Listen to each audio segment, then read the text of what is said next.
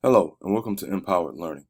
This video will go over some examples of how to do nonlinear systems of equations in two variables. And so let's go ahead and get started with this first example. So we see that we have x squared plus 2y squared equals 576, and we also have another linear equation, x plus y is equal to 24. And what we want to do is find out what the solution to the system is. And what we mean by that is we have these two graphs aligned, and it looks like some kind of ellipse or something, and we need to figure out where they intersect. Okay, so the first thing that we could do here is, since we have our first equation has x squared and y squared, we probably need to write something as x in terms of y or y in terms of x. So let's take our equation here, which is x plus y is equal to 24, and I'm just going to write this as x in terms of y. So that means we'll subtract y from both sides, and that will end up being 24 minus y. So now from this point, we can take that x and plug it into our first equation here. So instead of writing x squared, now we have 24 minus y, quantity squared, plus 2y squared is equal to 576. Now when we multiply this out, of course, we can say 24 minus y times 24 minus y. And if we do that, a shortcut would be 24 squared minus 2 times negative y times 24, which gives us a 48y. And then we say negative y squared, which gives us a positive y squared there. And then, of course, we add that to 2y squared, which is equal to 576. And if we square 24, that gives us 576. So we'll just rewrite all this out. Of course, if we subtract 576 from both sides, then that cancels. We combine like terms here, and when we do that, we end up with negative 48y plus 3y squared. And yep, I wrote a 3 there, and there should be a 2. And that equals 0. So of course, if we commutatively turn that around, that will look like this. And we can factor out a common factor of 3y. So I'll just come here, 3y, and it leaves us y minus 16 equals 0. So what that tells us here is that either 3y is equal to 0 or y minus 16 is equal to 0. And of course, dividing by 3 here gives us y equals 0, or adding 16 to both sides here will give us y is equal to 16. So we see that y is either equal to 0 or y is equal to 16. And so from there, now I'll just go ahead and separate this. So now if we let y equal 0, y is equal to 0, then that implies here that x is going to be 24, because of course if I put 0 here for y, then of course x plus 0 is 24, which means x is 24.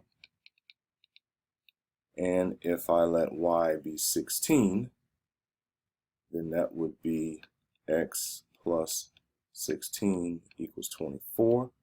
And of course, subtracting 16 from both sides there, that will cancel. That's just x and that will end up giving us 8 here. So we see that our two solutions, since that's x and that's y, our first solution will be 24, 0, and our second solution, if y is equal to 16 here, forgot to put that, but if y is equal to 16 here, then that means x is 8. And so those should be our two solutions. So we'll go ahead and type these in and see if it likes our answer.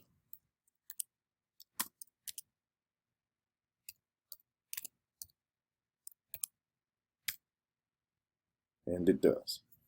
All right, so let's move on to the next question. All right, so I'm going to go ahead and erase everything that I have here, and then we'll start this next question. All right, so this next question, we need to do the same thing. Only thing that's different now is we have different equations. And so we see that we have, looks like an equation of a circle here, where the center of the circle is at 0, 9, and it has a radius of 3, and of course we have a quadratic here. So I think the easiest way to start off with this one is to take our second equation here, our quadratic, and write it as x squared in terms of y. So we'll start with that.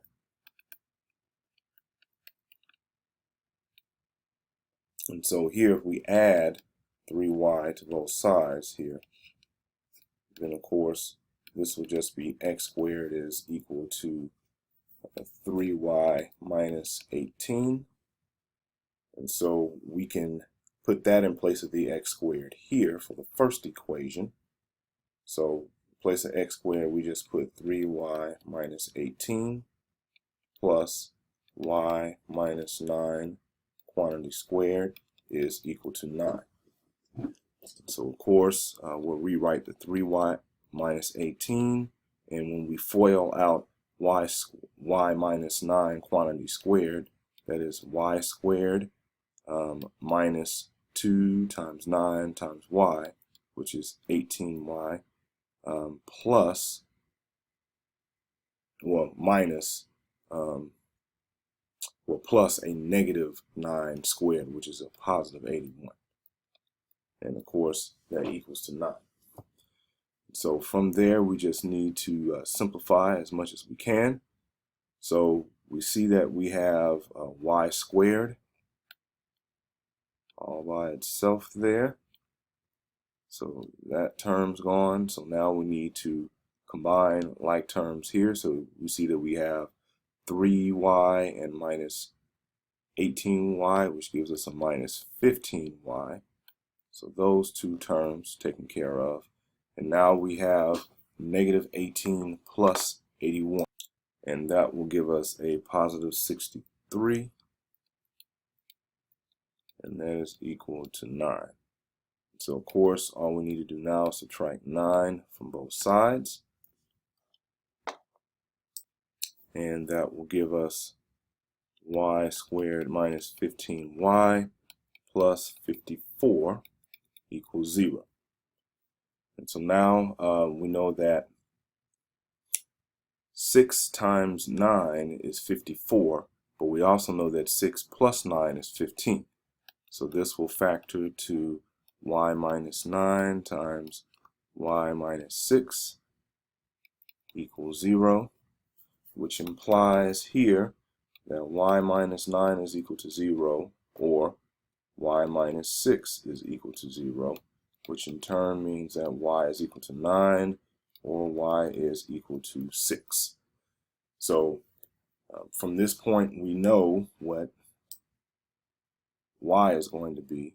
So now what we need to do is figure out what is the corresponding values of x going to be at these y values. So let's do some separation here. So for the first one, if y is equal to 9, then I'll take that into the first equation. So we have x squared plus 9 minus 9 squared equals 9. And of course, that just tells me that that second term is 0, so x squared is equal to 9, which implies here, if I take the principal root, that x is equal to plus or minus square root of 9, which will just be 3. Okay, so that tells me that whenever y is equal to 9, I have two answers there.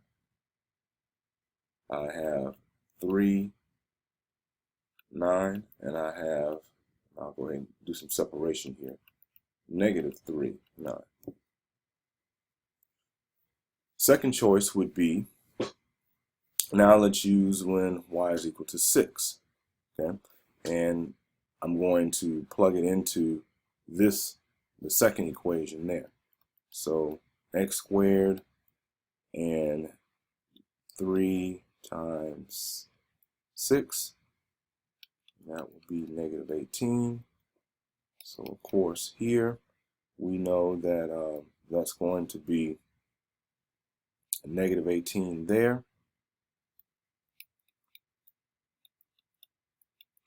equals -18. Of course, you add 18 to both sides, and you see that you end up getting x squared is equal to 0, which in turn means that x is just equal to 0. So whenever y is equal to 6, we know that our x is going to be 0. So we have this point here as well. And so now we'll just type these in to see if system likes our answer. All right, so got -3, 9, 3, 9, and 0, 6. Oops. Let's see. Yep, -3, 9, 3, 9, 0, 6. All right, and so now we'll move on to the next question.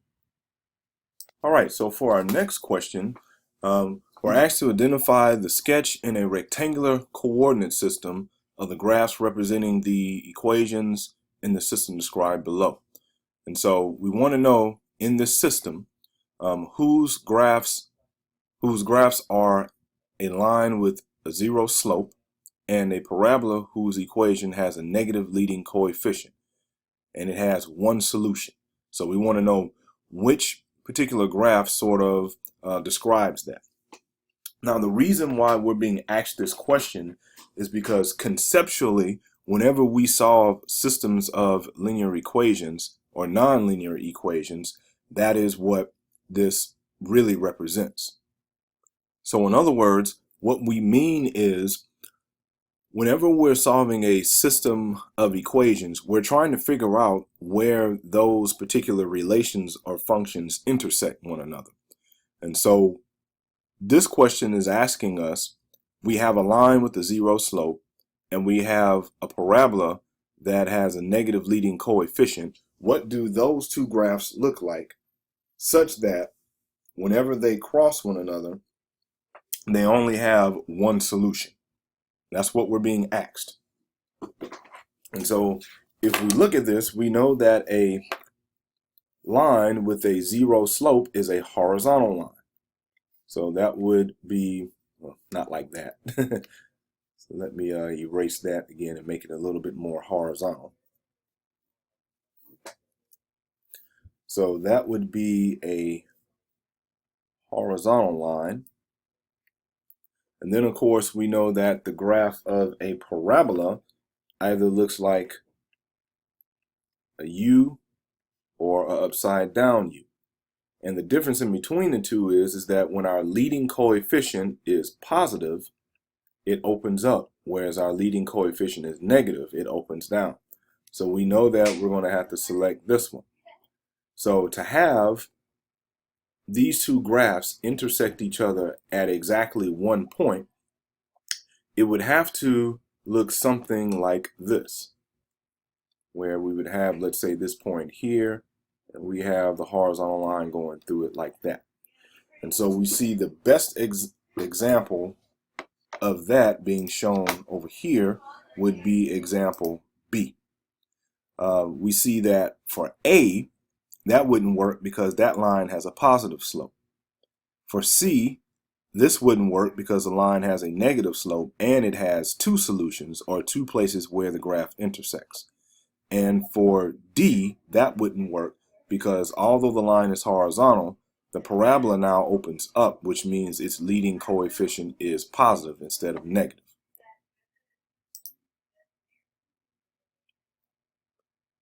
And so that would be the answer to this. So let's go ahead and move on to the next question.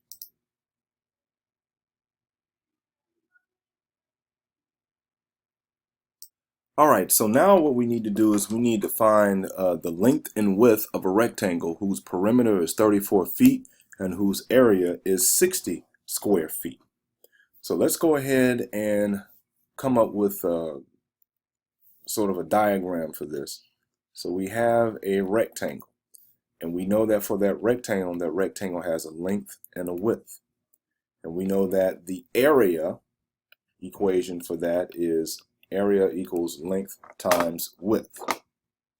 All right, we also know that the perimeter equation here is going to be just the sum of all the sides. So we have two sides that are the length, two sides that are the width. So perimeter is going to be 2L plus 2W. And so the information that we're given here is that our perimeter is going to be 34 feet. And we also know that our area is going to be 60 square feet. So we'll start off by using our perimeter equation here and either solving for L or W. And then from that, once we solve for L or W, we'll substitute that into our area equation to come up with a formula for that. So we know that 34 is going to equal to 2L plus 2W. And of course, if we were to divide both sides by 2 here, then that would imply that 17 is equal to L plus W. Okay? And so in this instance, we can solve for either L or W. I'm going to solve for, let's see, L here. So to do that, I need to subtract W from both sides. So that's going to give me 17 minus W is equal to L. And so from there, I can now come and use my area formula, which I know A is equal to L times W, and my A is 60. My L is 17 minus W, and of course my W here is just W. So what I've essentially done is I've found area in terms of width. And so now when I multiply that together, that'll give me 17W minus W squared. And therefore I have 60 equals 17W minus W squared. And if I want to get all this on one side here, I'm going to subtract 17 from both sides and add W squared to both sides.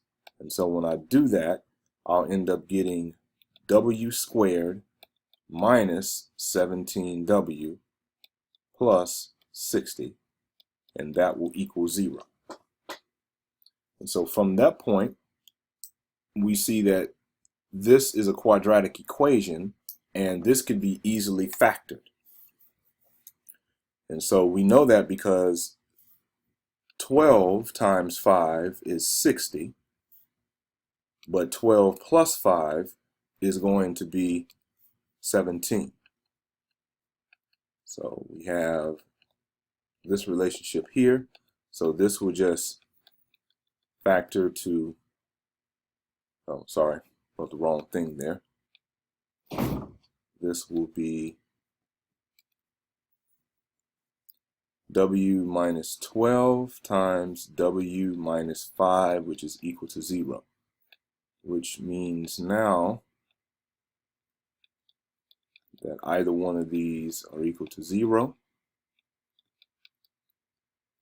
And in this case, W is 12. And in this case, W is 5. And of course, the dimensions here are feet.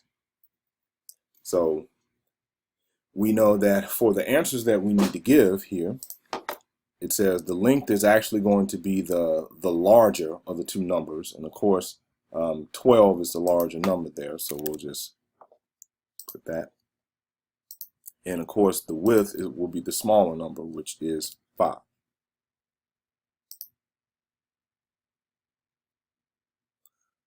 All right, so that's how we do that problem. So let's go ahead and go on to the last question.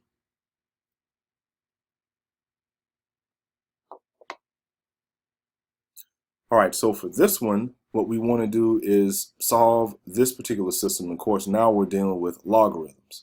So I'm going to go ahead and make some space here, and then we'll start to solve this problem. All right, so now that we have some space cleared here, we'll go ahead and solve this system. So we see that we're told that log of base y of x is equal to 4.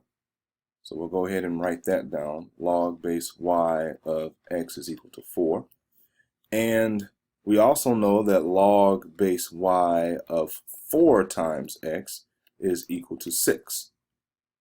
And so from that, this should be enough information to be able to solve for x and y. So the first thing that we know is from our logarithm properties, since we have log of some base of something times something, we could rewrite that as a sum. And so the reason why we're able to do this is recall that whenever we're dealing with logarithms, logarithms are just a fancy way of expressing the exponent of an exponential function. So this rule of, and I'll just go ahead and write this real quick, this rule of multiplying here inside the logarithm coming out to be this is really just mimicking your basic exponential rule here that says that if you have two exponential expressions that are multiplied by each other and they have the same base, you can add the exponents. And so of course you see here a logarithm is a fancy way of expressing the exponent of an exponential function, and we're adding here. And so like how we're multiplying here, we're multiplying there. So the logarithm says the same exact stuff as the exponential function, it just says it in a different way. So now that we've talked about that, let's go ahead and use what we know here. So we see that log base y of x is equal to 4. So all this stuff that we see right here is just equal to 4. Okay? So in knowing that, that means that log base y of 4 plus 4 is equal to x, which means log base y of 4 is going to be equal to 2 whenever we subtract 4 from both sides. Okay? And so now at this point, we see that we have a logarithmic equation and we need to solve for its base. So how we do that is we translate this. We can either translate this from the logarithmic form to the exponential form, or we can use this particular property here. Okay? And so, or that and this one. And so I'll actually do it both ways so that you can see how to solve it either way that you're comfortable. All right, so the first way is to translate this directly into an exponential expression by going y raised to the 2 is equal to 4. So by the definition of a logarithm, we know that we have this as an answer, which means y is going to be equal to plus or minus square root of 4. Properly taking the principal root, and that's going to equal to a plus or minus 2. And so that is what y would equal. Now, notice that we have to find the solution set. So to find the solution set, we need to find the corresponding value for x as well. So Here, what that means is we know when y is going to be 2 here, we need to plug that in. Now, y being -2 would not really make sense here. And of course, it wouldn't make sense because we can't have bases that are negative. Okay? For the definition of an exponential as well as a logarithm, and I'll go ahead and write that here, whenever we say this, we either have a definition where a is greater than 1 or a, which is called the base, is in between 0 and 1. There is no case of when the actual base itself is negative. Normally when we look at that, we have a transformation there where we have a reflection about the x-axis. So, but that, we wouldn't include that into the actual base here. So for this, I would just say that this is equal to 2. And so now to find out what x is going to be, we can use this equation here. So we say log base y of x is equal to 4. And of course, now we know that y is going to be 2. So we'll just come here, put a 2 there. And so that implies that 2 raised to the 4 is going to be equal to x. And of course, that means that x would be 16. So our solution here is going to be 16 for the x value and 2 for the y value. So let's go ahead and put that in.